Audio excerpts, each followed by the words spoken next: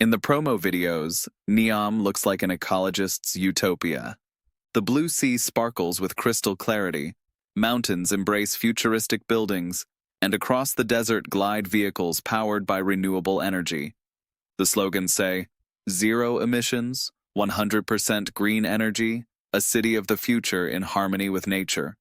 These are not just buzzwords. They are the foundation on which Saudi Arabia is selling NEOM to the world.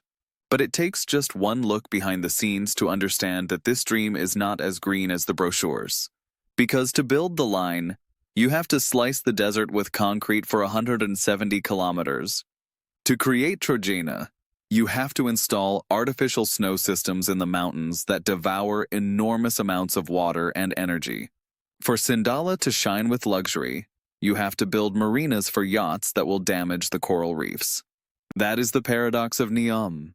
Ecology is its brand, but construction means the destruction of nature. A project meant to be a symbol of the fight against climate change is itself becoming an example of how, in the name of the future, we are willing to destroy the present. Abdul Rahman, full of pride, repeats the government's slogans. NEOM is the future. It will be the first fully neutral city. The world will learn from us. Aisha looks at the photos from the construction sites and says, "How can you talk about protecting nature when you start by destroying it?" So this episode will be about that gap between the beautiful renders and the brutal reality. About how Saudi Arabia tells the world a story of a green paradise, while at the same time risking that this paradise will turn into yet another desert mirage. From the very first day, NEOM has been presented as the most ecological city in the world. In Mohammed bin Salman's speeches, the same phrases keep returning: climate neutrality, 100% energy from renewables, a city without cars and exhaust fumes. It was supposed to be not just a city of the future, it was supposed to be the future of the planet. In the presentations, we see a city immersed in greenery, where buildings sink into gardens and rooftops turn into solar farms. The line is advertised as a 5-minute city. Every service, shop, school, or hospital is to be within a short walking distance. Thanks to this, as the creators emphasize, there will be no need for private cars, and so traffic jams and tailpipe emissions will disappear. Beneath the surface, fast trains are to run, carrying residents along the 170 kilometers of the city in just 20 minutes. In Oxagon, Saudi Arabia promises the cleanest industry in the world. Factories are to run on wind and solar power, as well as hydrogen, the fuel of the future, which is to be produced in NEOM on a massive scale. Instead of smoking chimneys, zero-emission installations. Instead of dirty ports, intelligent logistics systems. Trojena, in the brochures, appears as an ecological resort. Artificial lakes are to be a symbol of harmony with nature, and artificial snow, proof that you can create winter without damaging the climate. The creators repeat that this will be the first ski resort fully powered by renewable energy. Sindala, in turn, is advertised as a green island of luxury, with hybrid yachts, golf courses irrigated with water reclaimed from desalination, and hotels with smart energy management. In the renders, the island looks like a place where luxury and nature live in perfect symbiosis. All of this builds a coherent image. NEOM as a 21st century Arcadia. A city that not only responds to the climate crisis, but actually becomes its solution. Saudi Arabia tells the world, "Don't look at us as an oil country. Look at us as a pioneer of a green future." Repeating this narrative, Abdul Rahman says with pride, "It will be the first truly ecological city in the world. We won't just extract oil anymore. We'll show we can live in harmony with nature." Aisha answers quietly, "But what kind of harmony is it if you start by demolishing mountains and paving over the desert?" The official narrative is beautiful, coherent, and sells extremely well. But that is only the first page of the story. The second shows that behind every render, there is a real environmental cost that cannot be ignored. Behind the renders and glossy brochures lie the desert, the mountains, and the Red Sea. Real nature whose fate, in the face of NEOM, becomes uncertain. Saudi Arabia speaks of harmony, but the first victims of this dream are already visible. The most obvious cost is land. The line is to cut across the desert for 170 kilometers, forming a concrete wall of glass and steel. Construction requires excavations, foundations, the transport of millions of tons of materials. This means the destruction of habitats of desert animals, gazelles, ibexes, migratory birds. Natural migration corridors are severed by a project that was supposed to be a symbol of ecology. An even greater threat hides in the Red Sea. It is one of the richest ecosystems on Earth: coral reefs, dolphins, sea turtles. And yet NEOM's plans include ports, yacht marinas, and tourist infrastructure. Researchers at Oxford warn that the expansion of Oxagon and Sindala could lead to irreversible losses in this ecosystem. A few years of intensive shipping could be enough for the reefs to start dying. Trojana is a paradox of its own. To create a ski resort in the mountains, you must produce snow artificially, which means the consumption of colossal amounts of water and energy. In a region where every drop is worth its weight in gold, artificial lakes and slopes are a luxury that generates environmental costs that are hard to calculate. The water has to be desalinated from the sea, and that process consumes huge amounts of energy and produces brine that must be discharged somewhere, most often back into the sea, damaging life in its immediate surroundings. On top of that comes the problem of human displacement. Bedouin tribes living in the NEOM region have been part of this ecosystem for centuries. Herders who understood the rhythm of the desert and the mountains. Today they are being forced to leave their lands. They are losing not only their homes, but also their role as guardians of nature, which they knew better than anyone. Reports by environmental organizations put it bluntly: NEOM may become the most expensive act of environmental destruction in history. In the name of the future, the present is being destroyed. Abdul Rahman sees it differently. Every great city takes something away from nature, but we will give the world more: new technologies, clean energy. It's the price that has to be paid. Aisha asks calmly, but what if that price turns out to be too high? If in a few decades there is no desert, no reefs, no mountains left, only concrete and memories? Reality shows that beneath the green slogans lie concrete, steel, and endless trucks. The official narrative speaks of ecology, but in practice it increasingly looks like destruction in a green wrapper. In NEOM's brochures, every project comes with a green label. The line is a climate-neutral city. Oxagon is the world's cleanest industry. Trojana is the first ecological ski resort. Sindala is a green island of luxury. At first glance, it sounds like a manifesto of the future. But the deeper you dig into the details, the clearer it becomes that this isn't ecology. It's greenwashing in premium edition. Take the line. It promises zero cars and zero emissions. But just building a gigantic glass wall stretching 170 kilometers requires massive amounts of cement and steel, two of the biggest sources of CO2 emissions on the planet. The render shows green roofs and solar farms. Reality means excavations, blasting rock and transporting materials in hundreds of heavy trucks.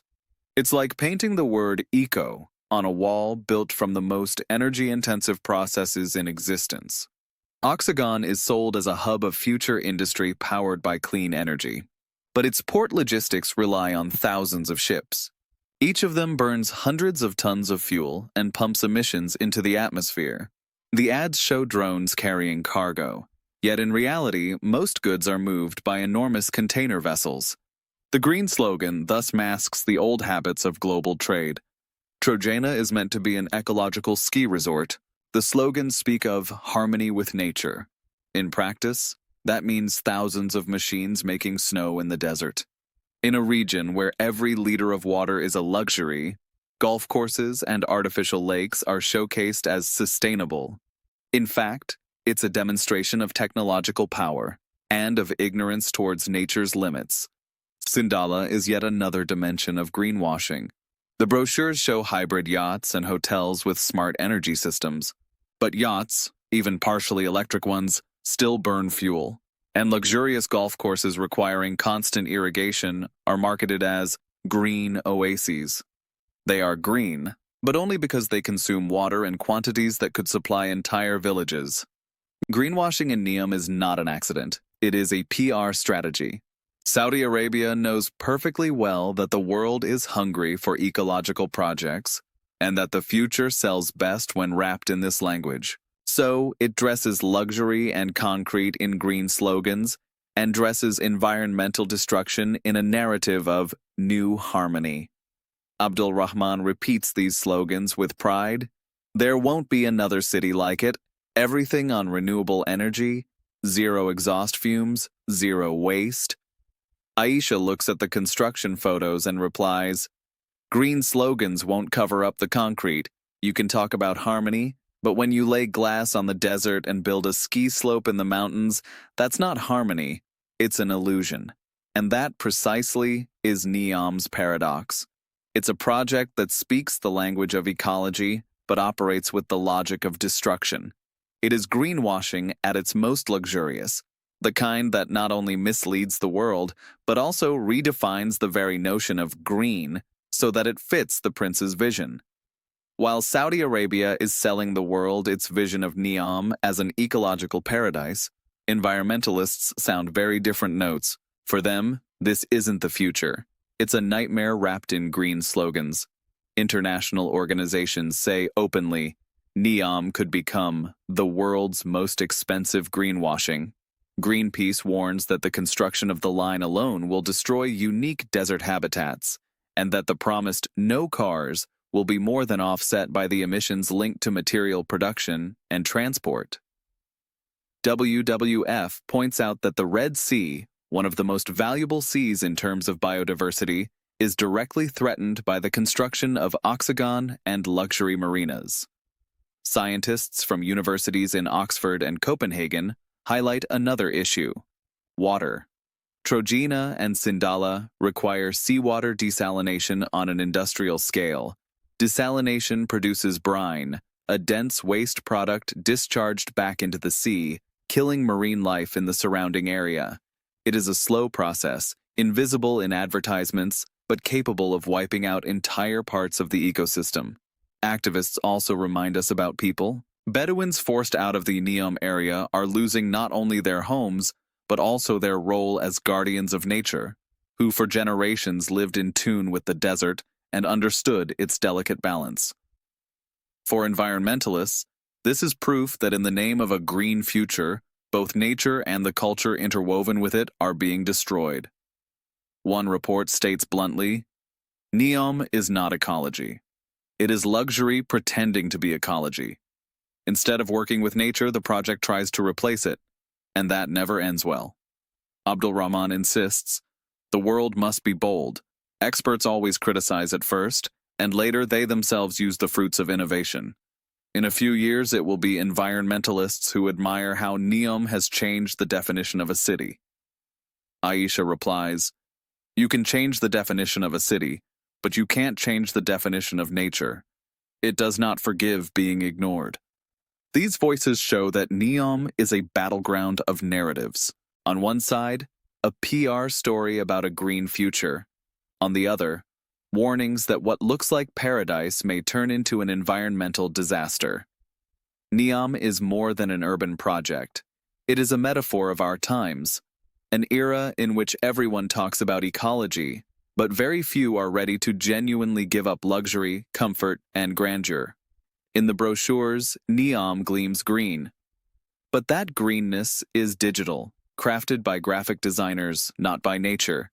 In reality, this city is rising on the ruins of desert, mountains, and coral reefs. The paradox is obvious. A project meant to symbolize the fight against climate change becomes an example of how easily destruction can be covered with green PR. And in that sense, NEOM is a perfect image of the 21st century, because it isn't only Saudi Arabia that paints concrete green. Corporations in the West do it, governments in Asia do it, tech firms and fashion brands do it. NEOM merely scales this practice up to a giant and sells the world a vision in which luxury in the desert is supposed to be proof of ecology. Abdul Rahman says proudly, "This is courage." No one has ever tried to build a climate-neutral city on this scale. Even if it's hard today, in a dozen or so years we'll show the world it's possible. Aisha answers calmly, "This is hubris. Instead of learning to live with nature, you try to replace it. And nature always comes to claim what's hers. That's why NEOM is a symbol. A symbol of dreams that look beautiful in presentations but hurt when they meet the ground. A symbol of a world that loudly proclaims a green future while building it on foundations of steel and cement.